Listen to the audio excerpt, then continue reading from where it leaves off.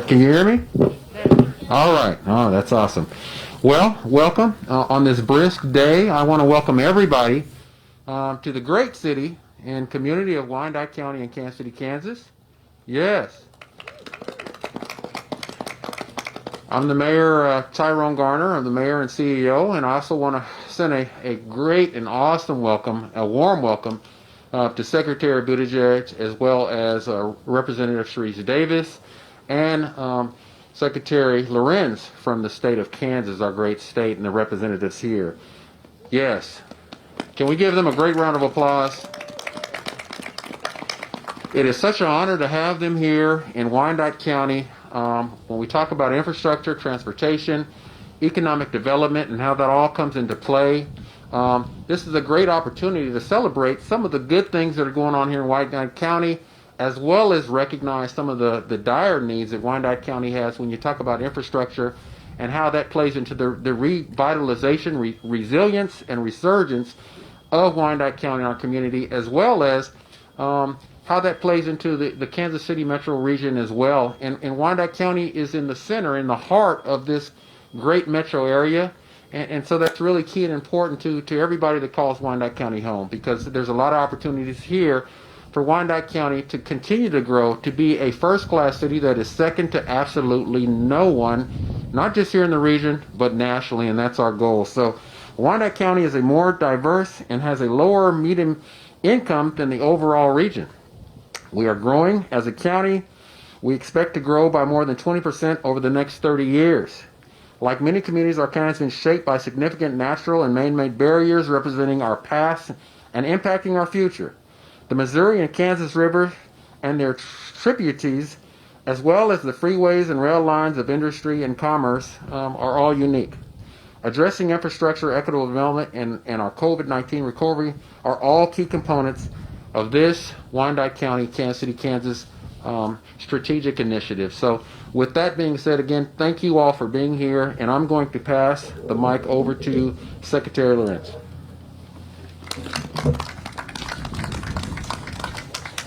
Thank you, Mayor. And thanks to all of you for being here, and a special warm welcome to Secretary Buttigieg. We're very happy to have you in Kansas, and we're particularly grateful to have someone from the Midwest leading USDOT.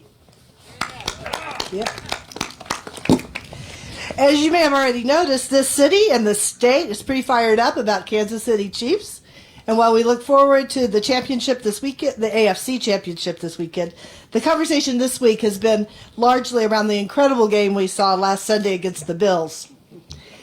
And what made that game compelling is not that both teams were playing their best. It was at the most important time. It was win or go home time. It was a game for the ages. And thanks to the bipartisan infrastructure law, and in Kansas, our new Eisenhower Legacy Transportation Program, and as we like to call them now, our best friends Bill and Ike, there's never been a better time to be in transportation. Is that right, Bridget? We also know the stakes have never been higher to deliver. We know this type of funding doesn't come around often, and we owe it to ourselves and we owe it to future generations to invest wisely. We have over 1,300 bridges in poor condition. As Representative Davids noticed in her bridge report, 6 of the top 10 most traveled structurally deficient bridges in the state are in the Kansas City area. I woke up this morning to a CNN news report. Our younger daughter lives in Pittsburgh, and we saw a bridge collapse there. The investment that we need in our aging infrastructure couldn't have come at a better time. We know that we need to make travel safer. 427 people lost their lives on Kansas roads last year. That's far too many. I want to say a thank you to the Secretary who yesterday announced the National Roadway Safety Strategy. The thing I most appreciate about that is the focus on partnerships between local government, car makers, law enforcement, safety advocates, and travelers themselves. And while it's a once-in-a-generation investment that we talk about in terms of bill, and it draws comparisons to the New Deal, there's a lesson I think we can take from the New Deal that we'll be using in Kansas. It wasn't only public investment. It encouraged private sector investment too. We're looking to the lessons from rural electrification of America as we think about how we deploy these dollars best. In 1935, only 10% of rural America had electricity. By 1950, over 90% did. That was incredible progress in 15 years. How did they do it? Well, the public sector set a goal.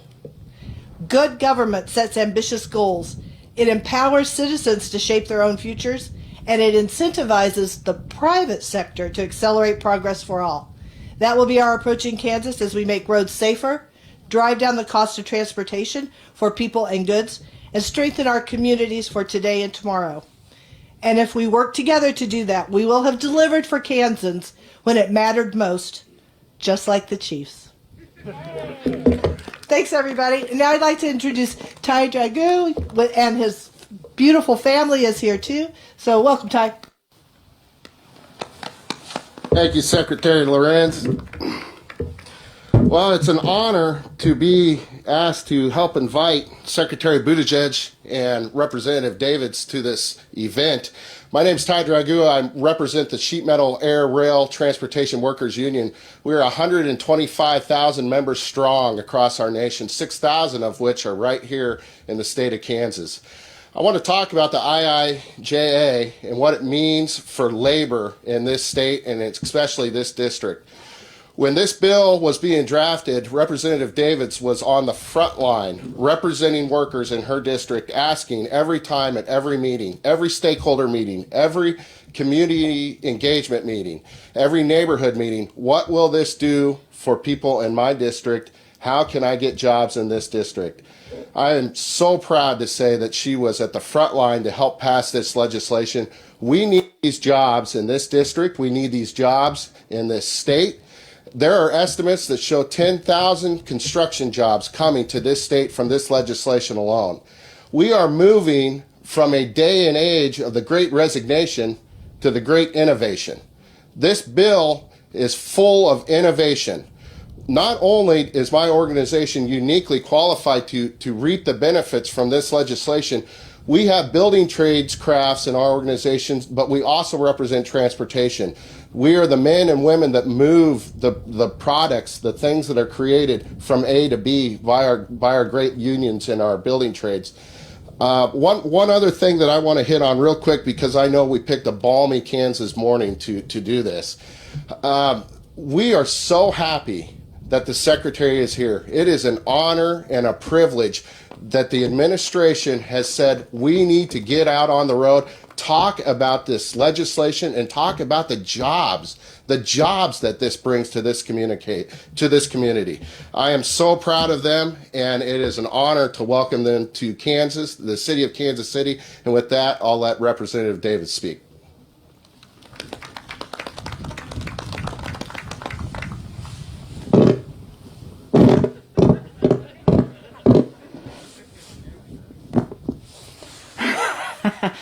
Good morning. Is it still morning? I don't even know what time it is. I've just been too excited. We're here to, well, thank you everybody for being out here in the balmy weather that we've got going on.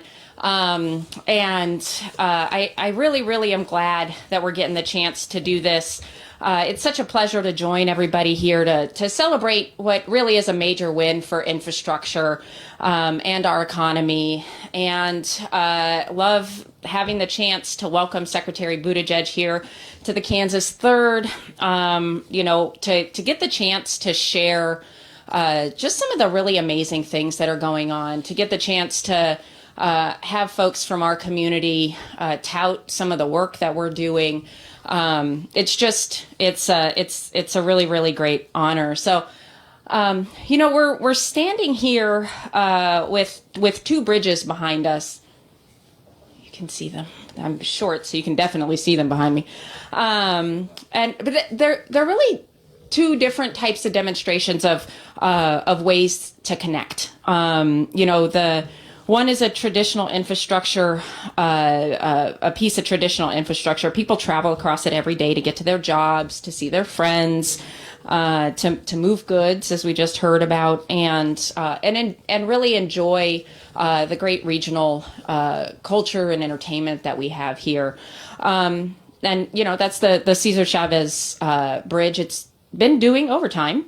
I'm sure a lot of folks here are used to, or been in this conversation about overtime. What a difficult couple of years we've been in. But Because the Central Avenue bridge was closed last year due to fear of failure, this bridge has been doing a lot of overtime, and it needs modernization to keep up with the demand. And we're going to need to add and want to add bike and pedestrian accessibility. Okay, it's cold. My face is freezing here. And I think we're moving away from only thinking about cars when we're talking about transportation. Then we've got the Rock Island Bridge here. It's a historic bridge that's going to be transformed into a different type of connection. It's going to host local restaurants, bars, shops, entertainment, and more. And this is going to bring even more of that life and culture and vibrancy that I mentioned earlier to our cross-state connection that we've got. We're going to see people from Armourdale, the West Bottoms neighborhoods, celebrating local business, getting the chance to connect with each other. And hopefully we'll be back to in-person stuff. Not outside in 15-degree weather. But both of these are really our paths to infrastructure that are going to bring major economic opportunity, and both are going to make the lives of the people in this region on the Kansas side and the Missouri side that much more vibrant. And,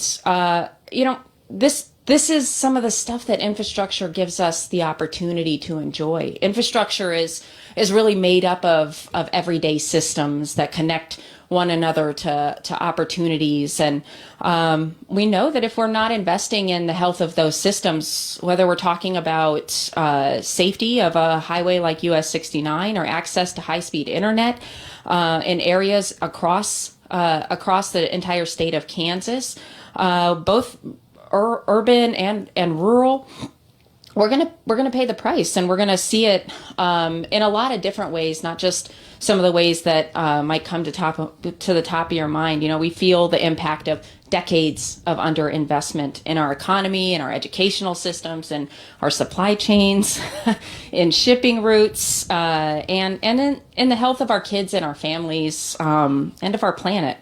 And I will note, this bipartisan infrastructure bill that we just passed has been called one of the most fiscally responsible bills in over a decade, and we're going to see not just the fiscal responsibility, but that forward vision that's going to improve safety and resilience in our systems. And I have like a couple more pages, but I'm going to cut it short because it's cold.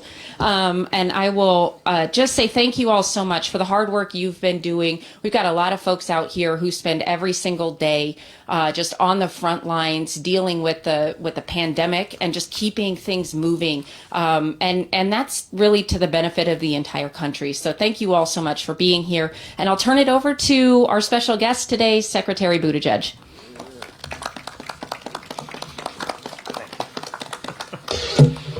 All right. Well, thank you so much, Representative.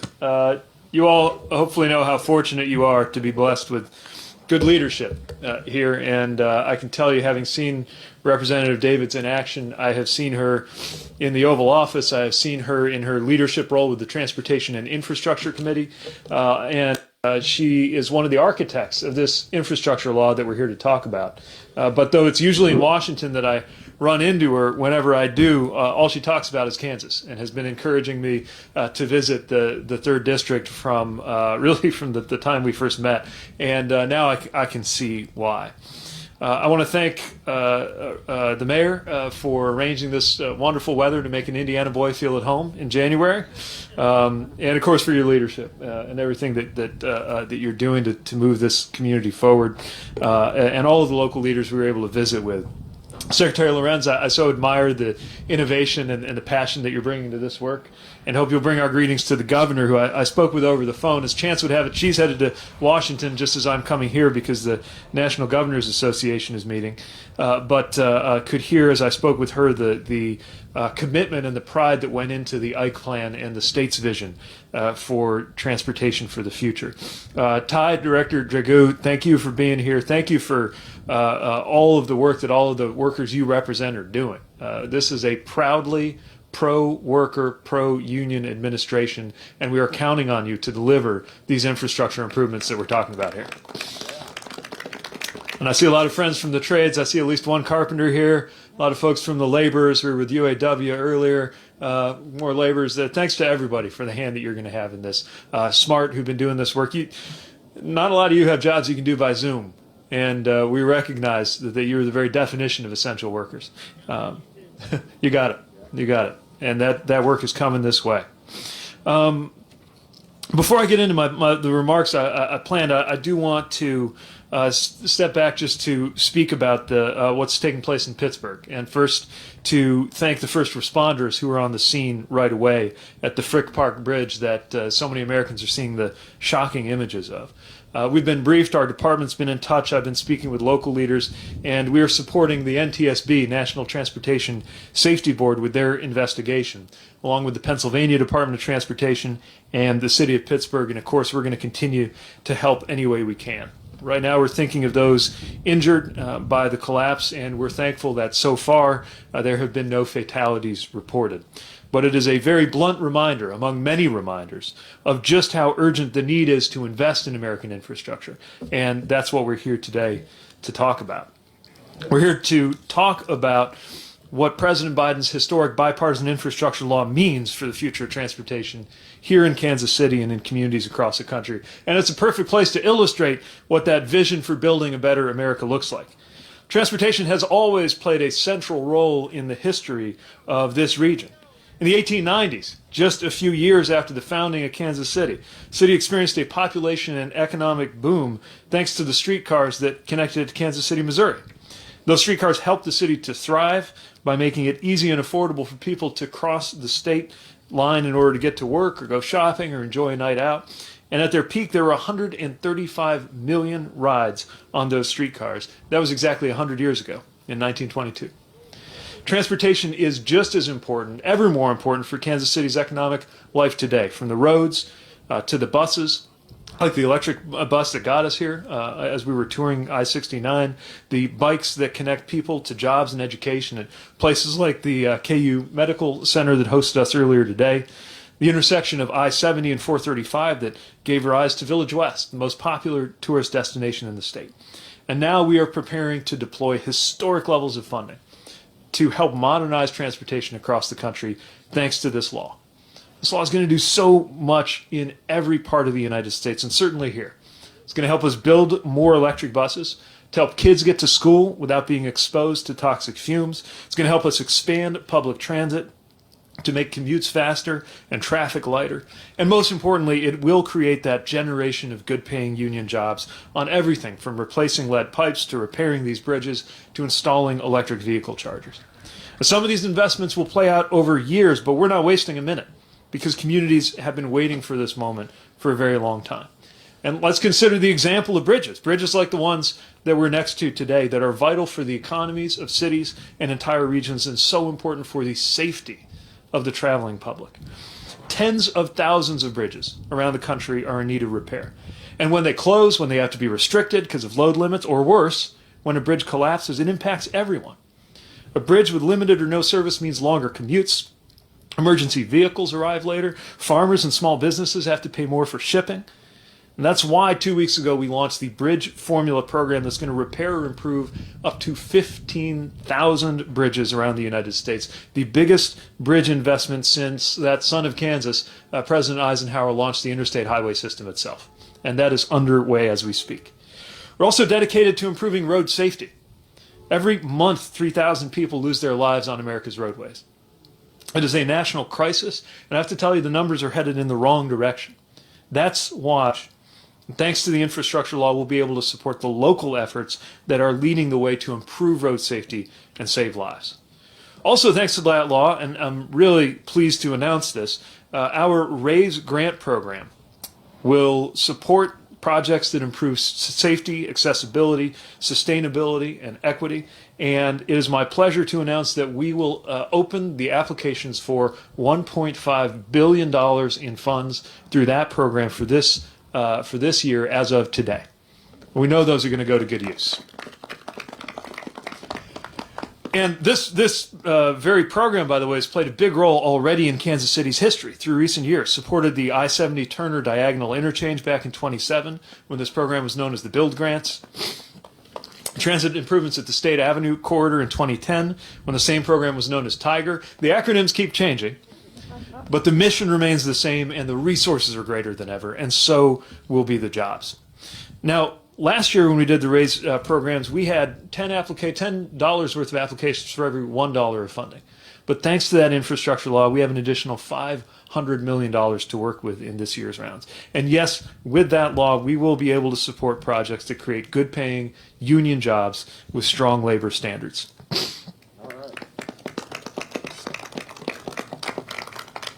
We're also encouraging applicants to describe how their projects will support workers from underrepresented backgrounds.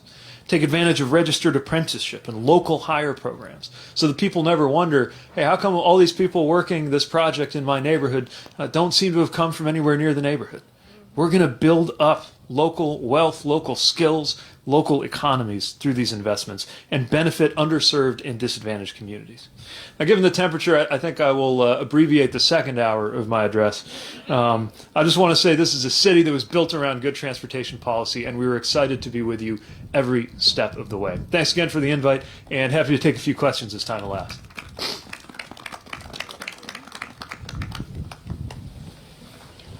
I think so, yeah. We've got 13 seconds for questions, but you can get a lot done in 13 seconds, so. I like it. Yeah, you want a quarterback, Danny? Anyone have any questions?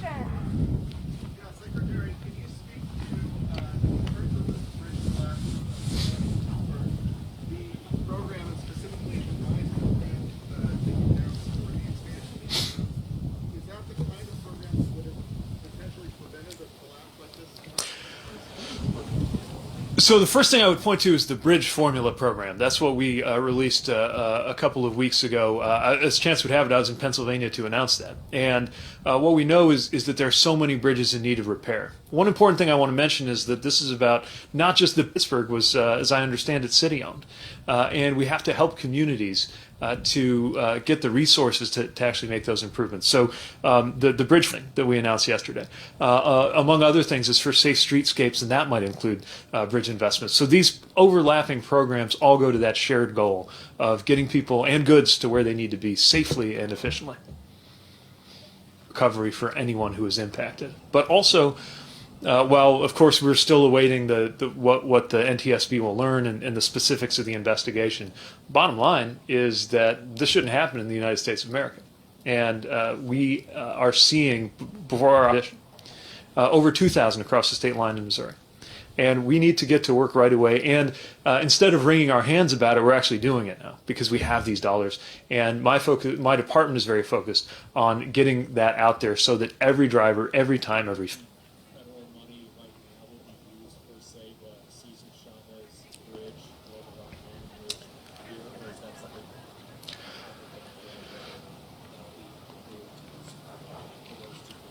to choose those priorities. But what I'll say, taking a look at them, is they certainly look like the kinds of bridges and the kinds of visions that would qualify and be competitive for that kind of funding. But wishing the best of luck headed into Sunday.